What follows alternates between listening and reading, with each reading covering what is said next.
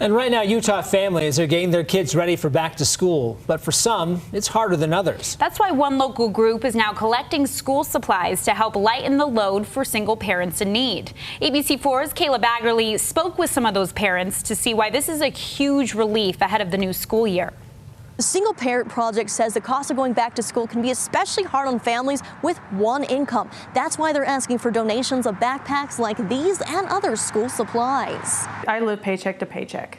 I make too much money to receive any form of assistance from the government, so it's all on me. Amanda Albert, a single mother of 3, says she's had to take care of her children on her own since leaving an abusive relationship. She says she's extremely grateful for the Single Parent Project, alleviating the stress that can come with going back to school. I can be there and focus on my kids instead of stressing out about how I'm going to buy a backpack because there has a hole from last year, how I'm going to provide paper or crayons. The Single Parent Project is hosting their 3rd annual backpack drive. They're asking for people to bring pencils, glue, calculators, and other items kids might need for school to their office in Riverton tomorrow. Megan Brimhall, one of the founders of the organization, says this project has a personal place in her heart. I was in that position. I was a single parent, and I know what it's like to all of a sudden have something sneak up on you and you have to come up with additional money. Jenny Bippis says all of her 3 kids are each a year apart,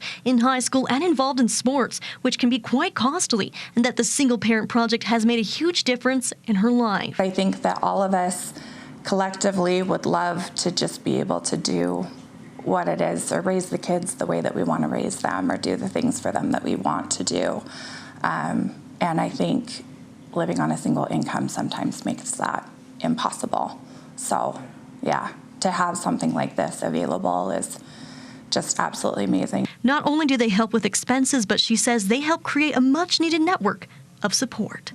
I mean, there's really no words that can quantify how much that means to another parent, just to be able to connect with someone who's going through the exact same things that they're going through. Again, they're asking people to drop off those donations at the Riverton office from 5 to 8 p.m. If you're not able to make it but still want to help, we'll have ways that you can do so on our website at abc4.com. Reporting from Salt Lake City, Kayla Baggerly, ABC4 News.